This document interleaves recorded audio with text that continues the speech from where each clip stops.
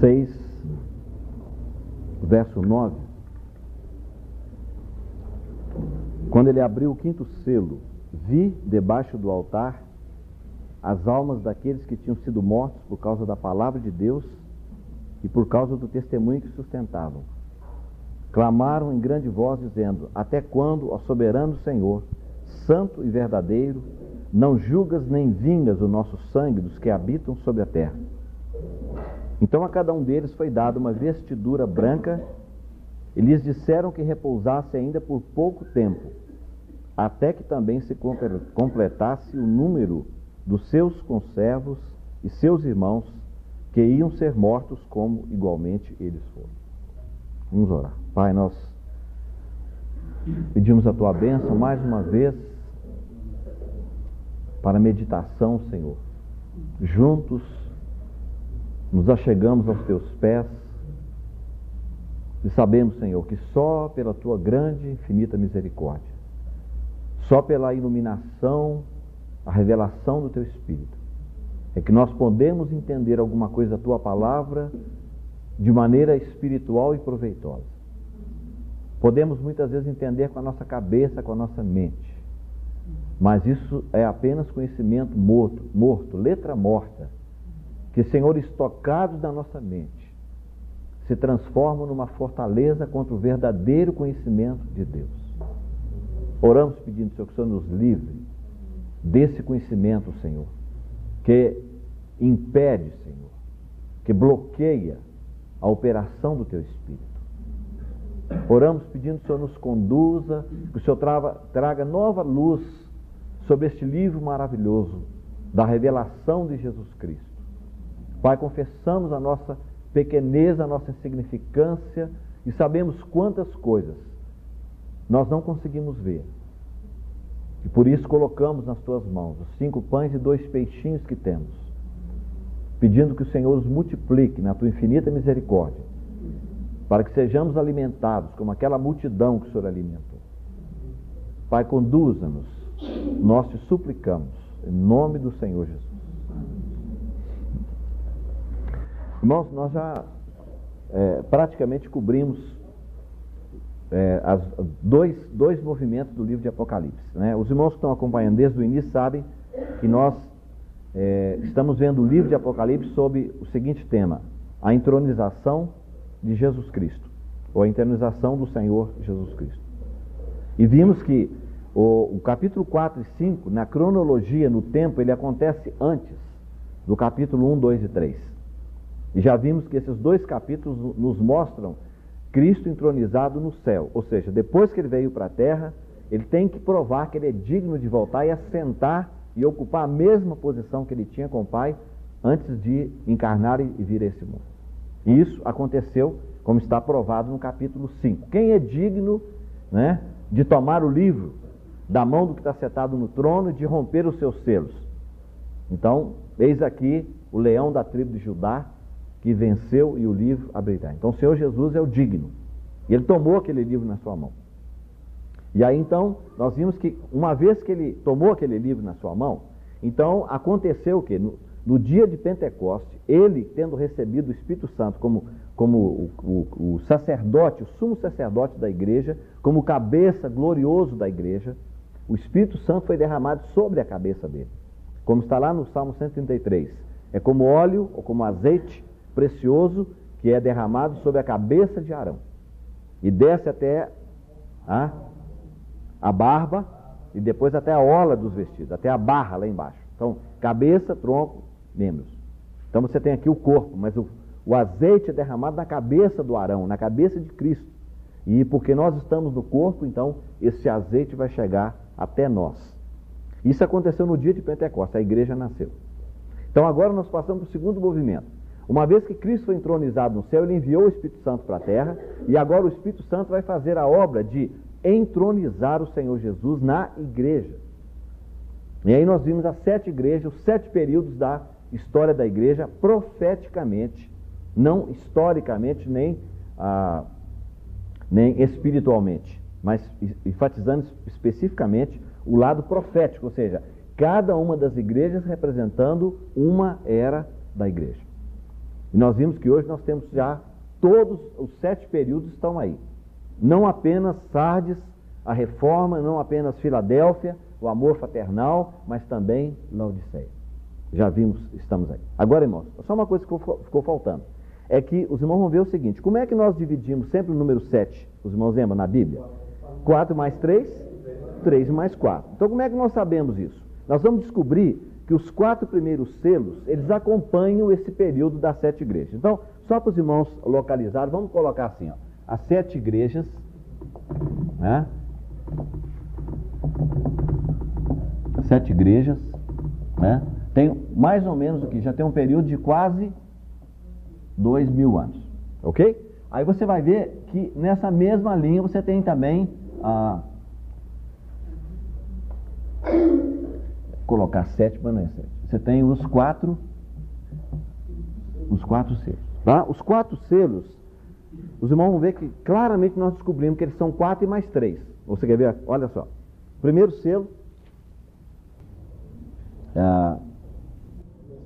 6:1. 6:1, veja. Vi quando o cordeiro abriu um dos 7 selos e ouvi um dos 4 selos e vem dizendo, como se fosse voz de trovão, o quê? Vem. Ok? Segundo, quando abriu o segundo selo, ouviu o segundo selo e vem dizendo, vem.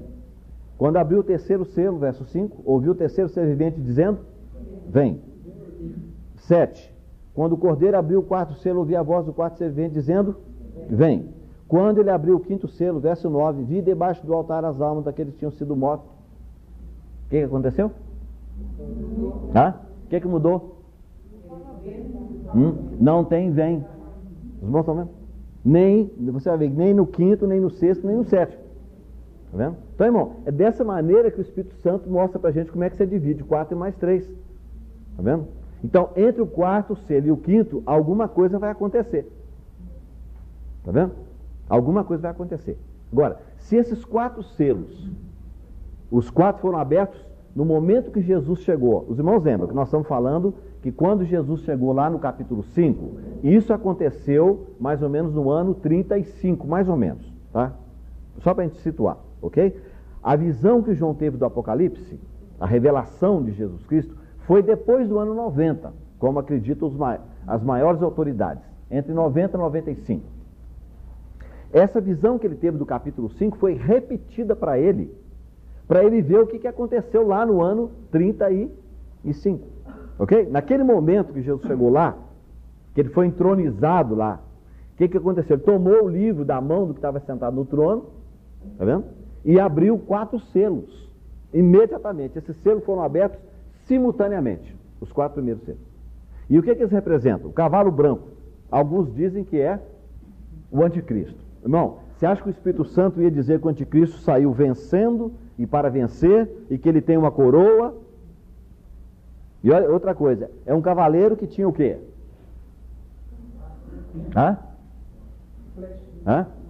Um arco, tá vendo? Não tem flecha, mas é um arco. Um arco sem flecha não tem sentido.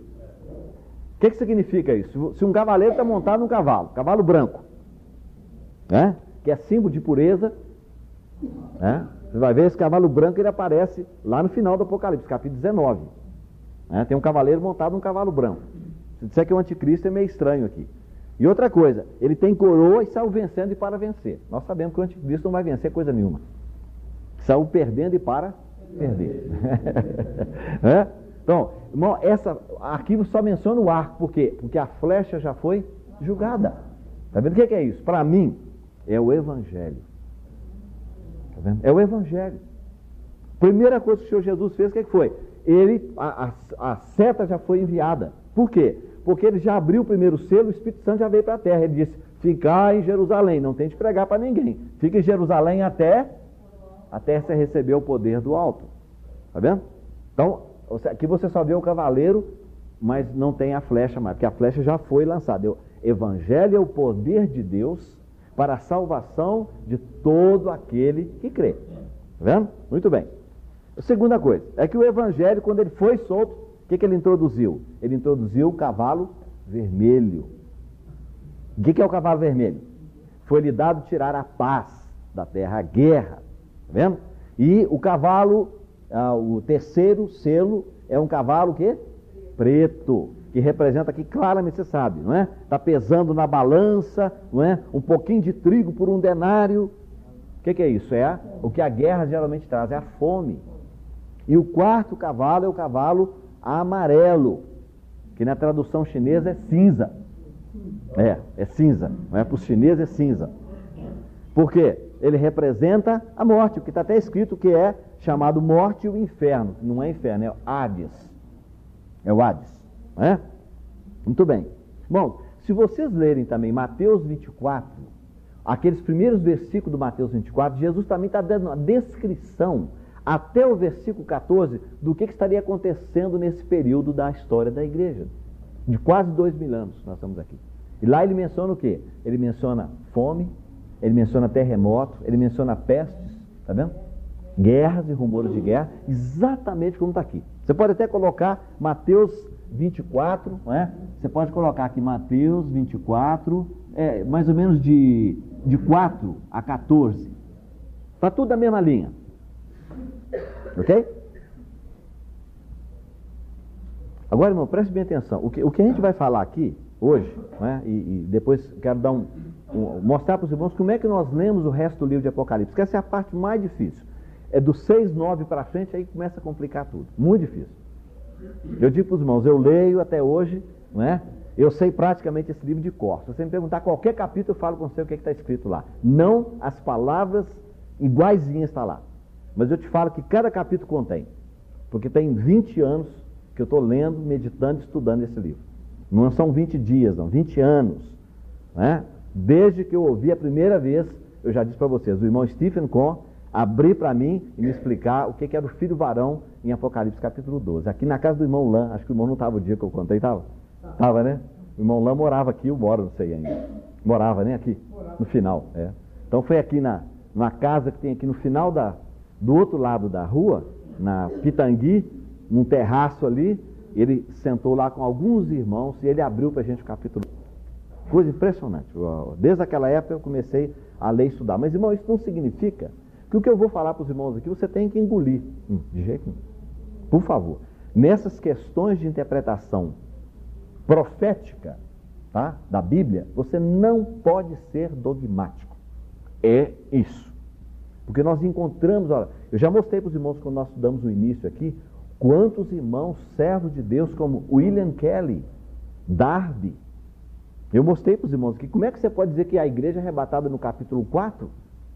Se depois do capítulo 4 ainda tem a expressão, aquele que era, que é e que há de vir. Olha, se ele já veio. Coisa tão simples, né? Que uma pessoa tão simples como eu consegui ver, e aquele irmão não conseguiu. Então você vê como é possível a gente estar lendo e não consegue enxergar. Então nós temos que ter muito cuidado. Ler, se formos abençoados, segura, mas diz, Senhor, eu estou segurando, mas assim, né? Segurando, não é de maneira irresponsável, o irmão entende. É que você não tomou aqui, olha, agora eu estou satisfeito, não quero saber mais nada. Não diga isso. Não. Agora veja bem.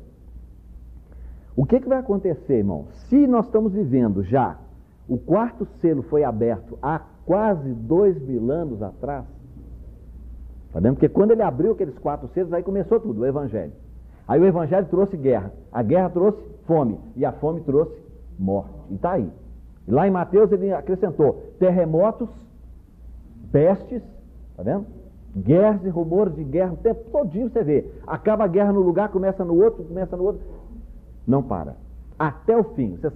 Você sabe quantos terremotos acontecem por ano hoje? Os sismólogos não têm coragem de contar para o povo. Eles não têm coragem de contar. Porque até algum tempo atrás, décadas atrás, eu ouvia notícias de que tinha 2.000, 3.000 por ano. Hoje nós não sabemos mais quantos que tem. Então, irmão, a coisa está bem aí. Agora veja bem. Quando nós mudamos do quarto selo, vamos dizer que nós estamos até agora vivendo dentro do quarto selo. É o que nós cremos, dessa maneira. De repente, quando você vê a abertura do quinto selo, não tem mais a palavra vem. Então está mostrando que há uma separação entre os 4 primeiros e os 3 restantes. A mesma coisa vai acontecer com as trombetas. 4 trombetas e depois mais 3. as trombetas, então, é claro. A própria palavra diz: ai, ai, ai, dos que habitam sobre a terra, por causa dos 3 anjos que vão tocar as suas trombetas ainda, mostrando que há realmente uma divisão entre a quarta e a quinta dali para frente. Irmão, qual é a mudança que nós temos aqui? A mudança, você sabe, olha, as almas dos que tinham sido mortos por causa da palavra de Deus e do testemunho que sustentavam, olha o que estão fazendo. Clamaram em grande voz, dizendo: até quando, soberano Senhor, santo e verdadeiro, não julgas nem vingas o nosso sangue dos que habitam sobre a terra? Eu te pergunto, na era da graça, você pode fazer uma oração como essa? O irmão está entendendo? Na era da graça você não pode. Se você realmente conhece a graça de Deus, ainda que o indivíduo, Deus nos permite, nos cubra com o sangue de Jesus sobre essa palavra, né? Mas ainda que nós venhamos a perder um ente querido nosso, porque alguém tirou a vida dessa pessoa, você ainda não pode odiar essa pessoa. Porque todos nós estamos debaixo da graça, nós também somos pecadores, nós pecamos igualzinho àquela pessoa. Nós podemos não cometer um crime desse chamado bárbaro, violento, mas nós pecamos, e pecar na Bíblia é errar o alvo. Não interessa se errou 1 metro, ou 10 metros, ou 1 centímetro. Se errou o alvo, errou o alvo. Então, irmãos, essas pessoas estão orando e o Espírito Santo não disse: você não pode fazer essa oração. Se você conhece bem a sua Bíblia, no Novo Testamento, onde é que tem um versículo que mostra claramente que nós não podemos fazer essa oração hoje? Porque ainda estamos dentro do 4º selo, não passamos para o 5º. O que diz o Sermão do Monte? Ouviste o que foi dito aos antigos: olho por olho, dente por dente, né? Eu, porém, vos digo: amai vosso inimigo. Está vendo? E os irmãos sabem? Quanta gente não consegue entender isso? Amai os vossos inimigos para quê? Está escrito lá, para quê? Para que sejais filhos do vosso Pai Celestial. Irmão, quer dizer que se você não amar o seu inimigo, você não é filho do Pai Celestial?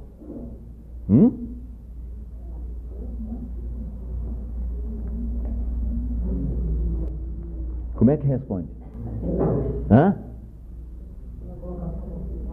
Ó, hoje vou esnobar aqui, hoje vou esnobar o grego aqui.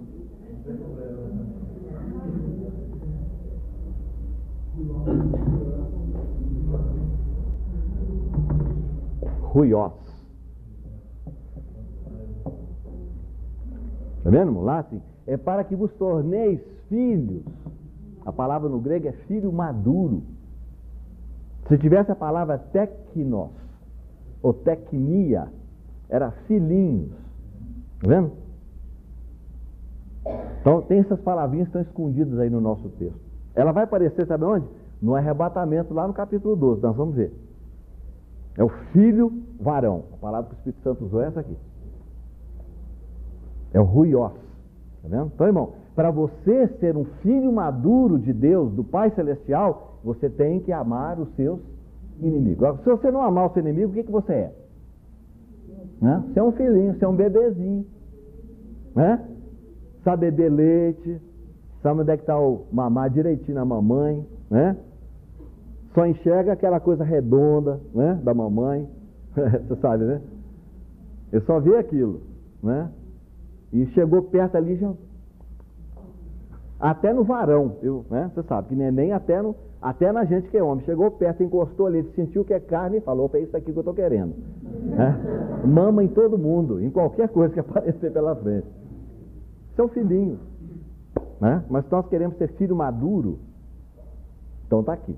E os irmãos vão ver que essa palavra, ela é significativa, que ela vai aparecer exatamente na questão do arrebatamento. Agora, irmãos, olha, se essa interpretação é correta, veja, irmãos, a maneira como nós estamos dizendo, tá? Para não deixar dúvida para ninguém que nós estamos querendo ser dogmáticos, não. Se você não aceita essa maneira, não tem problema, pode colocar de lado, eu sei, eu não consigo aceitar isso que o irmão Deus está falando, não tem problema nenhum, tá certo? Mas se for, tá certo? Então aqui, entre o 4º e o 5º selo vai acontecer o arrebatamento. Porque no momento que aconteceu o arrebatamento, irmão, o que aconteceu? Acabou o sistema da graça. Está vendo? Ontem nós estávamos ouvindo o irmão, né? Um testemunho muito bonito lá na Dona Esmeralda, Ele foi uma pessoa que Dona Esmeralda orou com ele. Hoje ele é um pastor e é um diretor, trabalha no banco, não sei se parece que é diretor, né, nos bancos, né? Mas ele estava, coitado, ele disse lá, nós estamos na última dispensação, que é a dispensação da graça. Não, negativo. Nós estamos na penúltima. Tem mais uma, que é a dispensação da justiça. Está vendo? Que a justiça de Deus será estabelecida nessa terra. Venha a nós vosso reino, seja feita a tua vontade aqui na terra, como ela é feita no céu. Então, isso não aconteceu ainda, os irmãos sabem. O dia que isso acontecer, o milênio está aqui. O reino de Cristo está estabelecido na terra. Irmão, nós oramos o Pai Nosso há 10, 20, 30 anos, não conseguimos ver isso. Está todo mundo querendo ir embora. Eu quero ir para o céu. O Senhor diz, não, espera um pouquinho, antes do céu nós vamos ter que, né, viver aqui 1000 anos aqui nessa terra, né? Vou estabelecer minha vontade nessa terra, vou provar para todo mundo que vocês são meus filhos. Agora, é importante que seja ruiós. Se for filhinho, aí tem problema. Ok? Então, irmão, aqui entre o quarto e o quinto selo, o que nós vamos colocar? Nós vamos agora começar a ver outras partes do Apocalipse que estão fora de ordem. Tá vendo? Então, Apocalipse capítulo 12, você não pode ler o Apocalipse dessa maneira que está escrito aqui. Se você ler, você se complica todinho. Então, antes da gente falar sobre o arrebatamento, deixa eu mostrar para os irmãos como é que nós lemos o restante desse livro, para você entender a mensagem que está aqui. Ok? Quantos irmãos aqui que tem, ou usam em casa, ou tem aqui, a chamada Bíblia do Scofield? A irmã tem em casa ou tem em casa, né? Quem tem aqui? Está usando aqui, não é?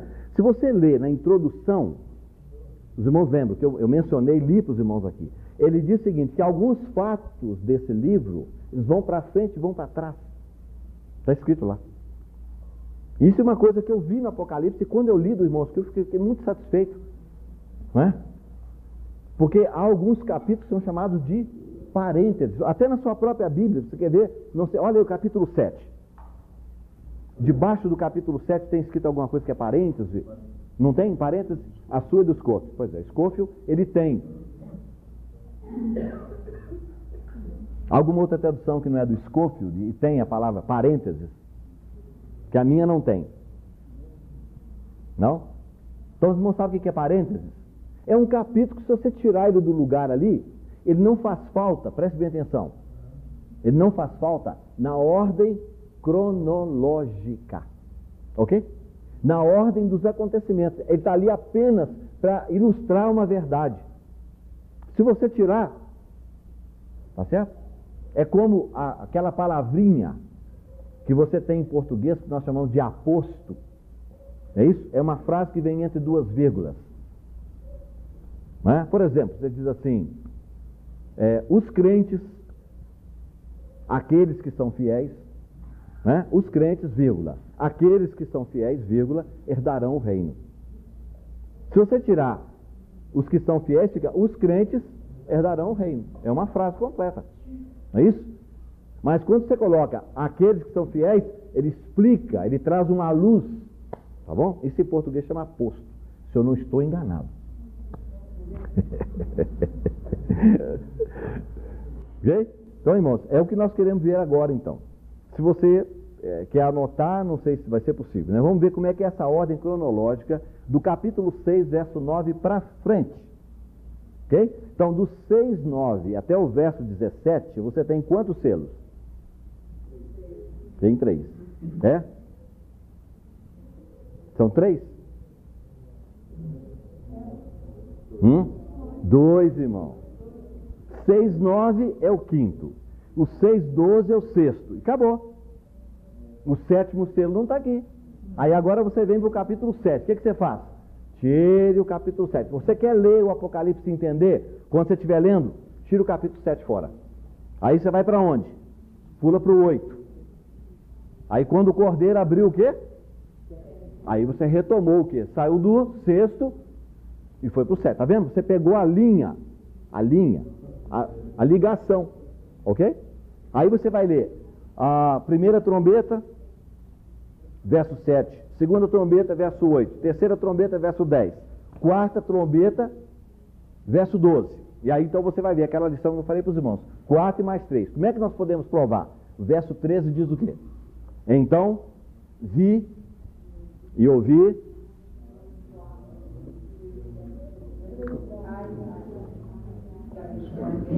a águia que voava no meio do céu dizia ai, ai.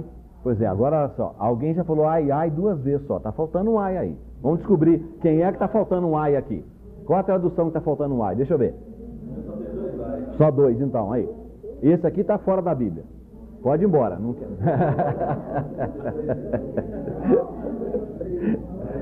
Irmão, ó. Irmão. Só um minutinho, ó. Irmão, quantas traduções que só tem 2 ai? Deixa eu ver. A irmã do Teodoro, da irmã Moisés, ó. Tá vendo? Olha, irmão. Isso é um absurdo. Isso é um absurdo que pode acontecer. Como é que você pode colocar 2? E outra coisa. Só que irmão, mas como é que você pode provar? Ok, posso provar. Olha aqui. Versículo 12 do capítulo 9 diz o quê? Versículo 12 do capítulo 9. Passado é o primeiro ai. O que mais? Vem 2 ai. Então, naquelas traduções que só tem 2 ais, eu pergunto, aí tem um ai mais 2 ou não? Na sua tradução, do Teodoro, do Moisés. Não, irmão. No versículo 12, como é que diz? 2. Mas lá na sua tradução só tem 2. No versículo 13. Irmão, tá vendo? Está provado que está faltando um ai.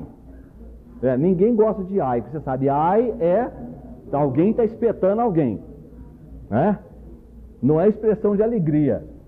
Né? O ai não, viu, irmãos? Que alguém pode estar pensando que é o ai. Não é coisa de mineiro, não. Aqui é ai. Tá? É uma expressão de dor, de sofrimento, de lamento. Ai, ai, ai dos que habitam. Dos restantes das vozes, dos 3 anjos que ainda tem de tocar. Ainda outra coisa. Ai, ai. Aí menciona no versículo 13. É 2 anjos ou 3? Desculpa, a tradução do Teodoro. Verso 13 do capítulo 8.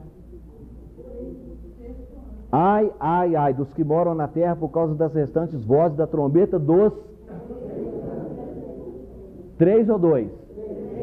Não, na tradução que eu estou vendo, dos irmãos que tem 8:13, irmão. 3. Tá vendo? 3 anos. 3. Tá vendo? Então os irmãos estão vendo? 3 anjos, porque cada anjo vai tocar uma trombeta e cada trombeta é um ai. Porque está escrito aqui o quê?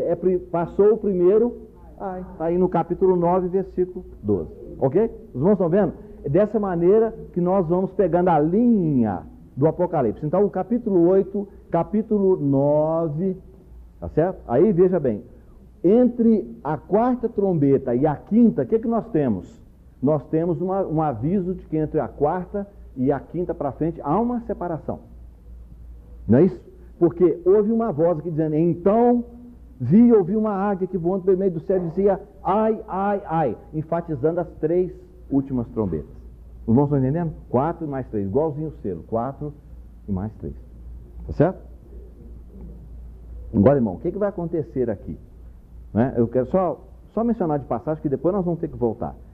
A grande tribulação começa aqui, na 5ª trombeta. É por isso que fala ai, ai, ai. E como é que nós sabemos que aqui começa a grande tribulação? Porque o 5º anjo tocou a trombeta e viu uma estrela caída. Veja, irmão, caída. Não é uma estrela que caía. Os irmãos lembram quantas vezes que é mencionado que essa estrela caiu? Aqui ela está caída, mas em quantos lugares antes disso é mencionada essa estrela? Lá é na queda de Satanás, do Novo Testamento para cá.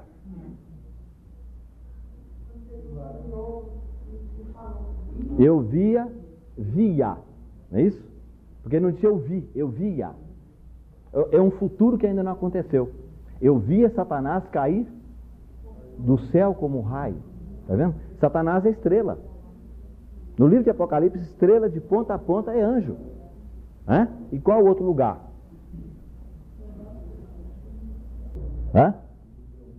Não, isso é a queda de Satanás. Está vendo? É Apocalipse capítulo 12, irmão. Está vendo? Fala sobre a queda de Satanás. Está vendo? Então lá Jesus viu ele caindo. Como nós não tocamos ainda no arrebatamento, porque no arrebatamento, aí Satanás vai cair de onde?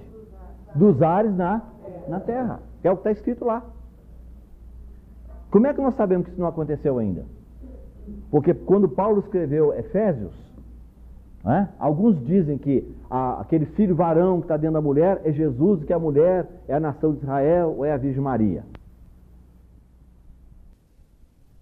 Isso quer dizer que quando Jesus ressuscitou e subiu ao céu, Satanás caiu dos ares da terra. Mas Paulo escreveu a Epístola aos Efésios 20 anos depois disso, e ele disse: Satanás é o príncipe das potestades do... Então ele está lá ainda.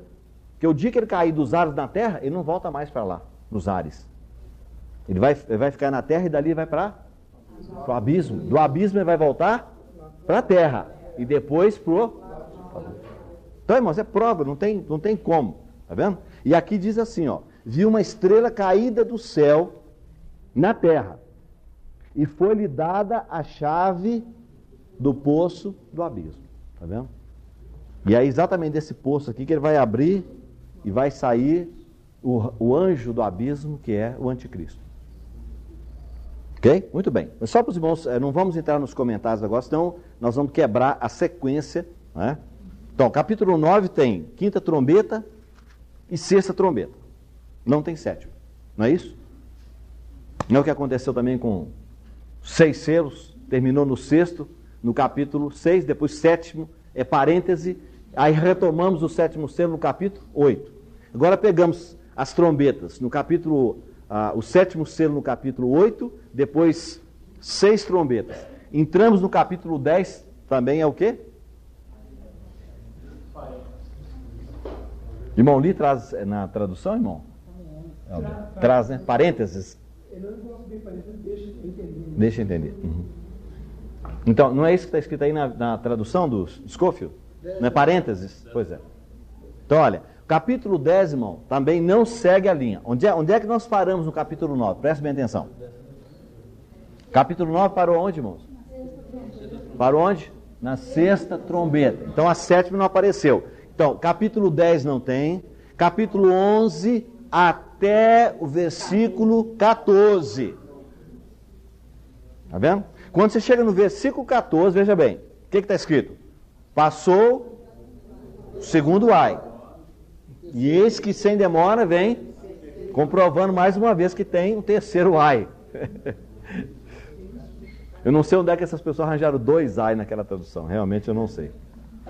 Ok. E aí agora, irmão, então vem a sétima trombeta. Então, você tem que saltar de que capítulo? Do capítulo 9, versículo 21, você salta o 10, o 11 de 1 a 14, e você retoma agora a sétima trombeta que está faltando, no capítulo 11, verso 15. Ok? Agora veja, capítulo 12 é parênteses, 13 é parênteses. Deus coloca a palavra sessão. Uma sessão. Aham. É um corte, né? Session que ele usa. Session. Então, olha bem, irmãos. Para os irmãos verem como é que você pega a linha direitinho. Olha, o capítulo 11, a sétima trombeta, termina com o versículo 19. O que diz no verso 19? Abriu-se então, que se acha no céu, e foi vista a Arca da Aliança no seu santuário, e sobrevieram relâmpagos, vozes, trovões. Está vendo? Agora, os irmãos, não sei se os irmãos já conhecem um pouquinho do livro de Apocalipse.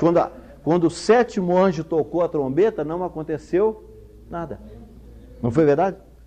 Olha aí, o versículo 15 diz: o sétimo anjo tocou a trombeta, e houve no céu grandes vozes, dizendo: o reino do mundo se tornou. Está vendo? Não tem. Não aconteceu. O que é? Você vai descobrir que agora a sétima trombeta, ela inclui as 7 taças. Não lembra que nós falamos? 7 selos. As 7 trombetas estão incluídas no 7º selo. E agora nós vamos descobrir que as 7 trombetas estão incluídas na 7ª. As 7 taças estão incluídas na 7ª trombeta. Agora, vamos ver se nós retomamos isso. 12 é parênteses, 13 é parênteses, o 14 é parênteses. Está vendo? Vamos retomar o capítulo 15. Desculpe, capítulo 15, de 1 a 4 ainda é parênteses. Onde foi que nós terminamos, irmão? Lembra o que está escrito lá? Vi o quê? Abriu-se então o santuário de Deus que se acha no céu, foi vista a arca da aliança no seu santuário. Vamos ver o versículo 5 do capítulo 15. Depois dessas coisas olhei, e o quê? E abriu-se no céu o santuário do tabernáculo do testemunho. A arca está incluída aqui, ela não é mencionada, mas é o santuário do tabernáculo do testemunho, porque a arca é chamada de testemunho. Então, irmãos, estão entendendo? Você retomou lá do capítulo 11, verso 19, você salta direto para o capítulo 15 e verso 5. Os irmãos estão entendendo o que eu estou dizendo aqui? Isso é para você ler o livro na sequência, o quê? Cronológica. Porque os parênteses não estão em ordem cronológica. Ok? Aí vamos ver, capítulo 15, aí começa, aqui você vai descobrir uma coisa. É que, verso 6 diz o quê? Os 7 anjos, que tinham 7 flagelos, saíram do santuário, tá vendo? Aí então no 16 começa, primeiro flagelo, segundo flagelo, não é? Ou seja, a taça, terceiro, quarto, quinto, sexto e o 7º flagelo. Todos estão no capítulo 16, as 7 taças estão aqui. Capítulo 17 é parênteses, irmãos?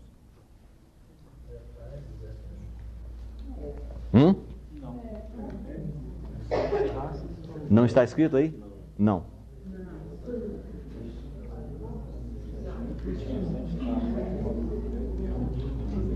Bom, mas é parênteses. Tá? É parênteses.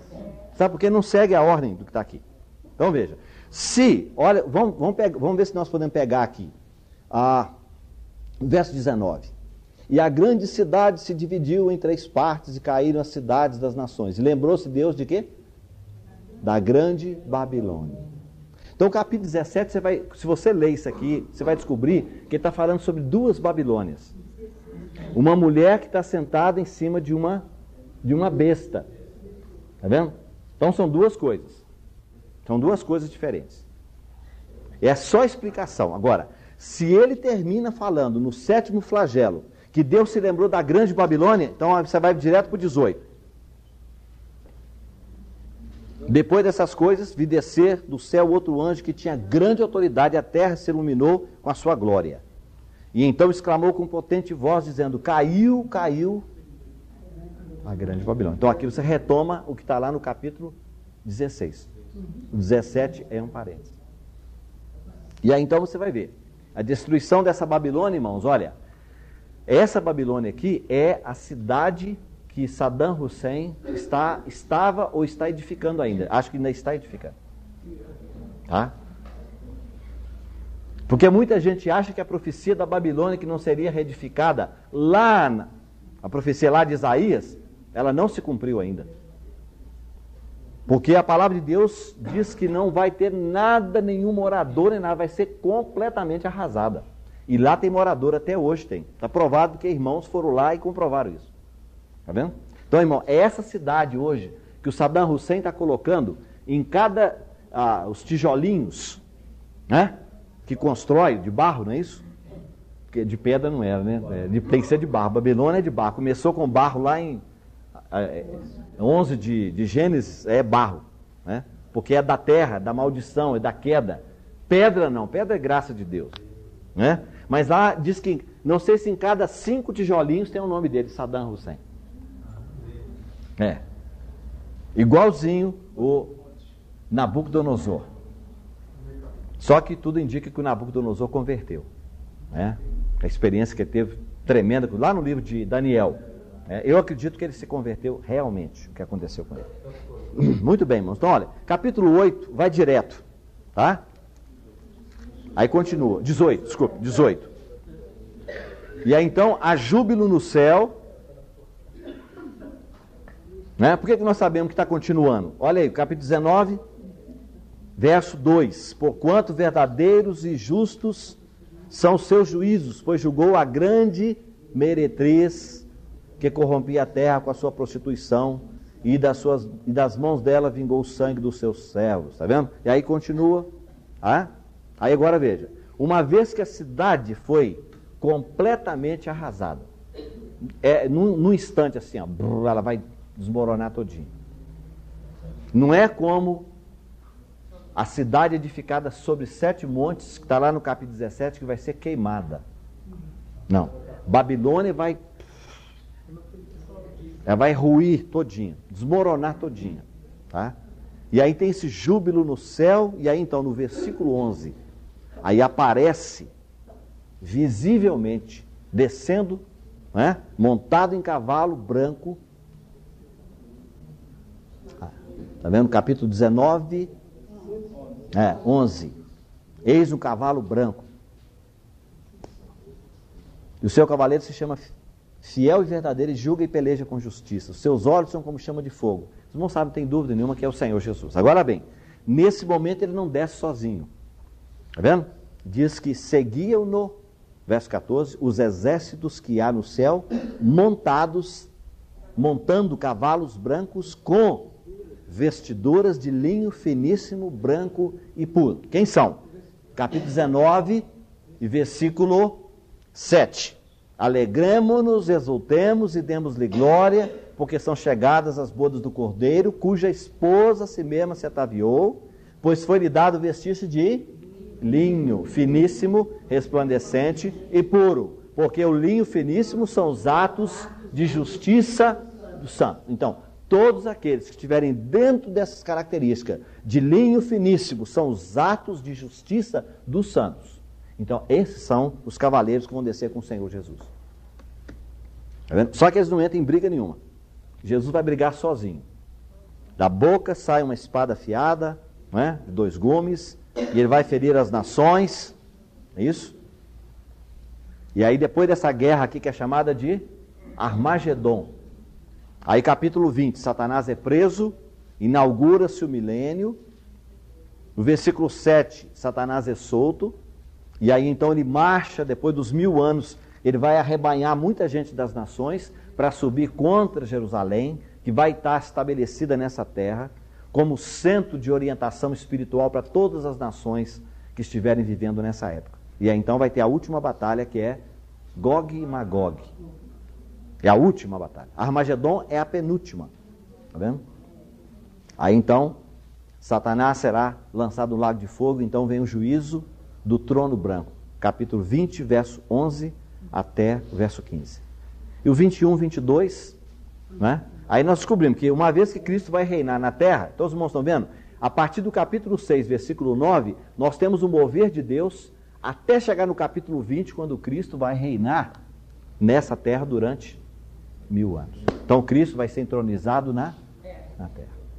E depois que acabar o milênio, então Satanás será solto, e vai novamente investir contra Jerusalém, vai descer fogo do céu, ele vai ser lançado no lago de fogo, e aí então, novo céu e uma nova terra. Então Cristo será entronizado no novo céu e na nova terra. Então 4 movimentos, não é isso que eu disse para os irmãos?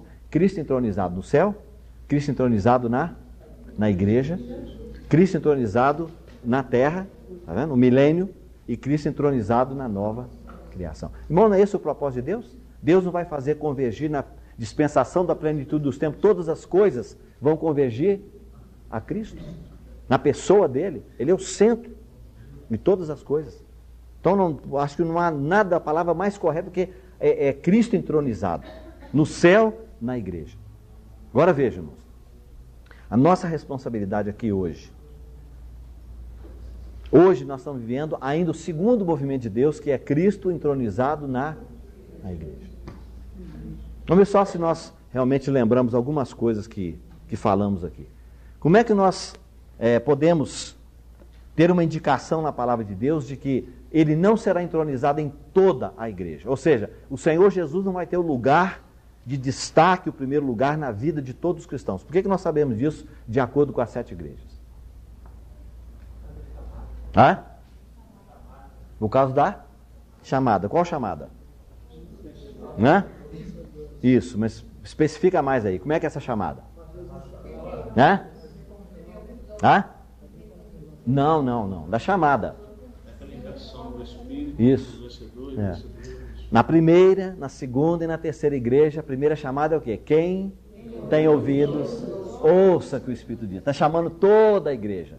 E aí então, ao que vencer ou ao vencedor e tal. Quando chegou na quarta, ele inverteu a ordem. Tá vendo? Então agora o vencedor em primeiro lugar, em segundo lugar, quem tem ouvidos para ouvir. Ou seja, só quem é vencedor é que vai ouvir a voz do Espírito. Agora, irmão, preste bem atenção. O que é ouvir a voz do Espírito aqui nessa questão? Essa pessoa, mas eu ouço a voz do Espírito, eu sei que você ouve. Mas nós ouvimos a voz do Espírito dos nossos interesses. Aqui nós não estamos falando do nosso interesse, nós estamos falando do interesse do Senhor. O que Deus está buscando, irmãos, durante todos esses milênios? 6.000 anos já, estamos chegando no final do 6º milênio, desde que Adão foi criado. O que Ele está buscando? Ele está preparando uma noiva para o seu filho. Só isso. É uma noiva. Irmão, a noiva não é a igreja toda. A igreja, a noiva, é tirada do corpo de Adão. Preste bem atenção nisso. Ó, eu tenho até medo de desenhar. Quando eu desenho, eu fico com medo do pessoal sair correndo. Teve um dia eu fiz um desenho lá estava na hora do culto, brincando com o netinho, fiz um desenho, o irmão olhou e falou assim: ô irmão Deus, você não tem dó do seu netinho, não? Eu falei, por quê? Fala, você vai assustar a criança com isso. Não, porque realmente é uma coisa maravilhosa, viu? O desenho que eu faço. Eu desenho um homem e a pessoa fica pensando, o que é uma ponte? Eu vou tentar mostrar para vocês aqui. Olha, irmão, a Bíblia diz que Cristo é... Olha lá. É ou não é? Não é de assustar? Olha. É assustado. Pode ver, Albinha. Engraçado. Agora, pensa, olha aqui. Agora, Cristo tem um corpo. É isso? Não tem um corpo? Pode rir, não tem problema não. Eu aceito. Eu aceito a cruz. Agora bem, isso aqui é o Adão. É isso? O Adão inteiro. Né? Agora, a esposa dele foi tirada de onde? Do corpo, não da cabeça. Está entendendo? O que Deus queria ensinar para nós, irmãos? Lá, naquela passagem. É que se Cristo, quando Cristo foi colocado para dormir na cruz, não foi isso? Ele não morreu? A Bíblia não diz que morrer, para aquele que conhece a Deus, não é dormir? Quando ele foi colocado para dormir, então a noiva vai ser tirada do corpo dele. Então, o corpo de Cristo não é a igreja? Está vendo? Tudo isso aqui é a igreja, mas a noiva é tirada apenas de uma parte. Não foi? Não foi isso que aconteceu?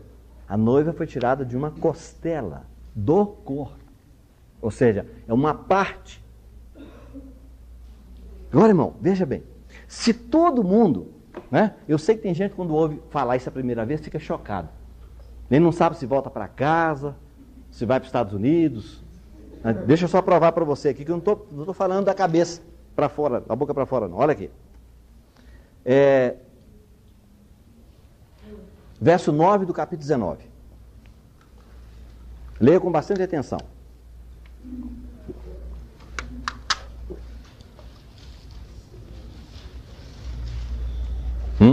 Então me falou o anjo, escreve: bem-aventurados aqueles que são chamados ceia das bodas do Cordeiro. E acrescentou: são essas verdadeiras palavras de Deus. Veja bem, isso está falando em cima do linho finíssimo, está vendo? Resplandecente e puro, que são os atos de justiça do santo. Em cima disso ele está dizendo: bem-aventurados que são chamados. Muito bem, para você ter a ceia das bodas, você sabe, né? Ceia das bodas é a ceia do casamento, né? Das bodas do Cordeiro. Ok. Para você ter as bodas do Cordeiro, você tem que ter o quê?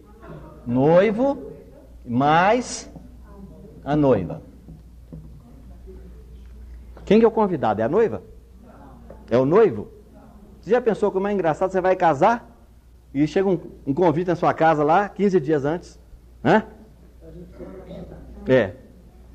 Vamos dizer que é o João, né, e a Marisa que vão casar. Aí chega um convite para a Marisa dizendo: prezada Marisa, estamos te convidando para o casamento de você mesma com o João. É isso? Não é isso que nós estamos falando? Agora, irmão, se essas pessoas chamadas não são a noiva, porque a noiva não pode ser chamada para o seu casamento. Não está claro? Então tem alguns que são chamados, mas não fazem parte da noiva. Só convidado.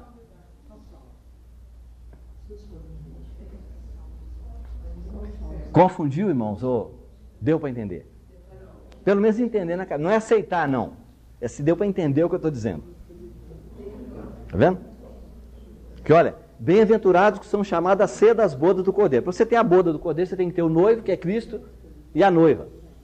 Agora, se a noiva é a igreja toda, quem são os convidados?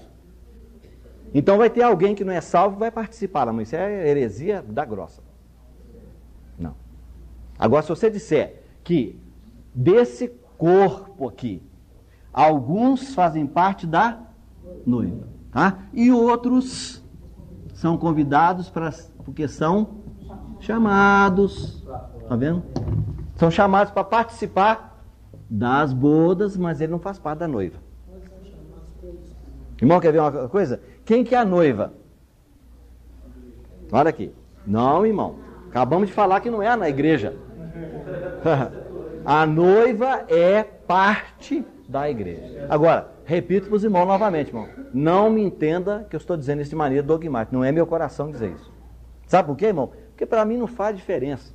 Se o Espírito Santo abrir o coração do irmão para ele aceitar e ver, ô irmão, é isso mesmo, graças a Deus, amém. Se o irmão chegar, ó irmão, o senhor não abriu meu coração, amém, do mesmo jeito, sem problema nenhum. Ok? Agora deixa eu mostrar para você uma coisa. Verso 2 do capítulo 21.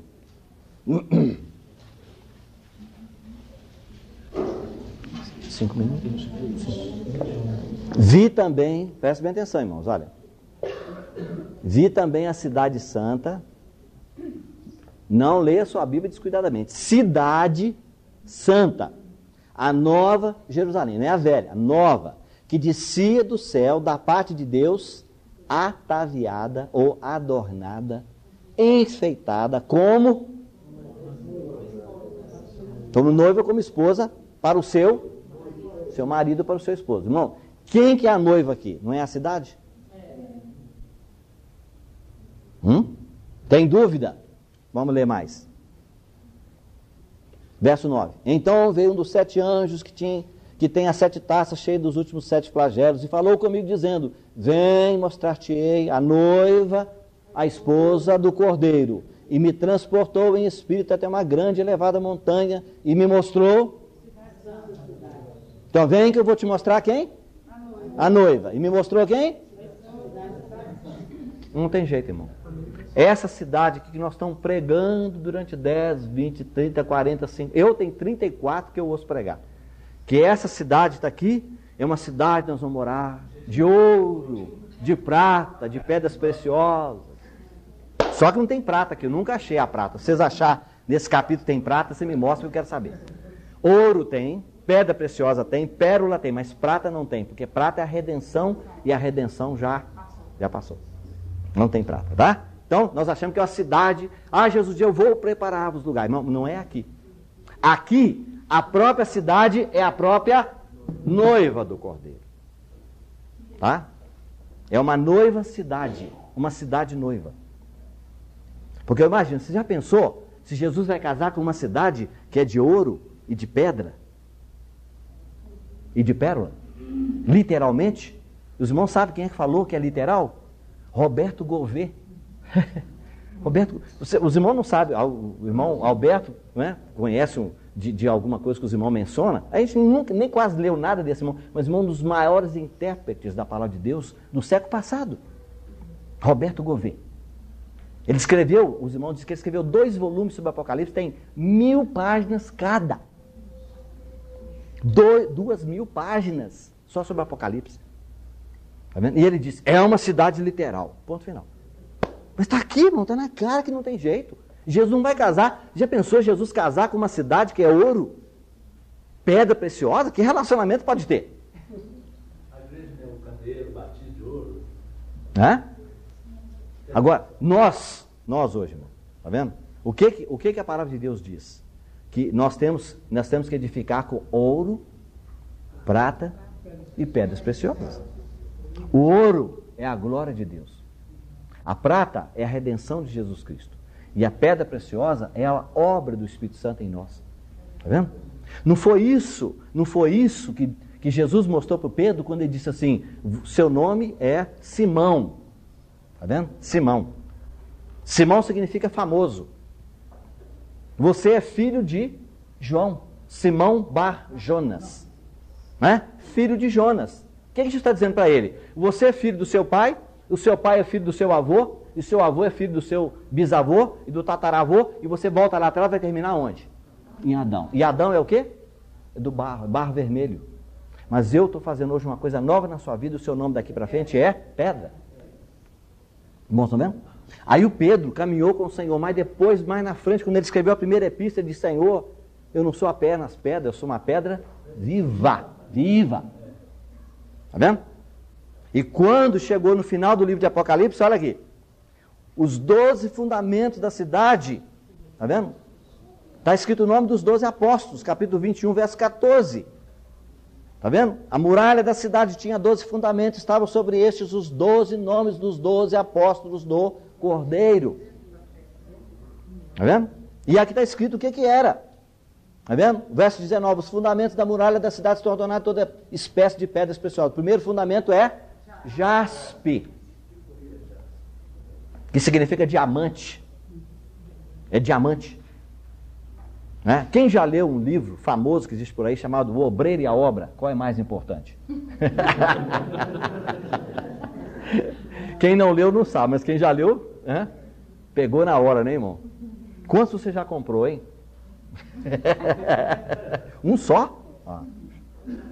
Naquele livro, irmão, lá está escrito o seguinte, que Pedro, o nome dele é o primeiro da lista em todos os 3 evangelhos. Mateus, Marcos e Lucas, é o primeiro.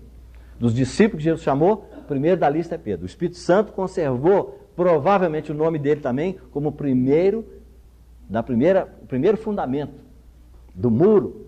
Tá vendo? Então é o jaspe. E olha se não é significativo isso. Nesse livro você vai encontrar essa explicação. Porque Pedro era o discípulo mais fraquinho. Como Pedro errou. Você não tem nenhum outro que você pode lembrar do Pedro. Errou o negócio, errou naquilo, errou ali. Um monte de exemplos. Né? Fraquinho. Mas aqui agora, o primeiro fundamento é diamante. Então nos evangelhos, ele é o carvão. Não é isso? Você sabe de onde é que vem o diamante? Do carvão. A coisa mais fraca do mundo, que é o carvão, que você faz o grafite, a ponta do lápis, né? Eu até brinco dizendo, quem é professora sabe. Na escola o menino chega, professora, quebrou o lápis. Ah, meu pai, já quebrou outra vez. Então vamos fazer 5 de uma vez. Aí faz ponta de 5. Quando ela vira a cabeça para beber um golinho d'água, professora, quebrou tudo outra vez. Você sabe como é que é? Né? Lápis é o grafite vem do carvão. É a coisa mais fraca, tá vendo? Mas depois o Espírito Santo operou na vida daquele irmão, coitado, como ele sofreu, como ele foi envergonhado, né? Chegou num ponto que ele não tinha nem coragem de seguir Jesus de perto, seguia de longe. Porque depois de falar, afasta de mim, Satanás, o pessoal tudo ficou, sai pra lá, Pedro, não gosta de mim não. Jesus disse que é Satanás? Foi? Pode estar certo, ele começou a seguir de longe, cheio de problema. O seu mestre paga as de dracma, Pedro levantou e disse, paga. Quando chegou lá em casa, Jesus, Pedro, deixa eu te perguntar, Simão, toda vez que ele estava fraco, o nome dele era Simão. Vamos lembrar, você está vivendo de acordo com sua velha natureza. Simão, tá vendo? De quem que eles cobram os impostos? Tá, então você falou que eu pago? Então temos que pagar. Agora só que você vai rachar o dinheiro. Vai pescar. Estava acostumado a pescar com rede, agora vai ter que pescar com anzol, porque pegar um peixe só para tirar a moeda. Aí você sabe, joga o anzol. Pedro era sanguíneo não tem muita paciência, você sabe, né? Quem tem paciência é melancólico, fleumático, né? São mais pacientes. Mas sanguíneo e colérico são... Aí tem que estar lá, põe minhoca na ponta do anzol, joga e o peixe, ele puxou. Puxa, foi embora. Quantas horas ele passou? Está vendo? Mas, irmão, é esse grafite, esse carvão, é o mais fraco, o mais cheio de problema, o que mais aparece nos evangelhos. Ele é diamante lá na Nova Jerusalém. Então, essa cidade não é uma cidade de pedra. As pedras são as pessoas. Agora, eu só quero terminar te mostrando uma coisa muito bonita. Você quer ver como é que ficaria a situação de Abel? Você pode incluir também o Adão, sem dúvida nenhuma, porque ele foi convertido, ele ensinou para os filhos, né, que tinham que oferecer sacrifício. O Abel aprendeu, mas o Caim não quis. E o Noé, olha, não fazem parte da igreja, porque a igreja nasceu no dia de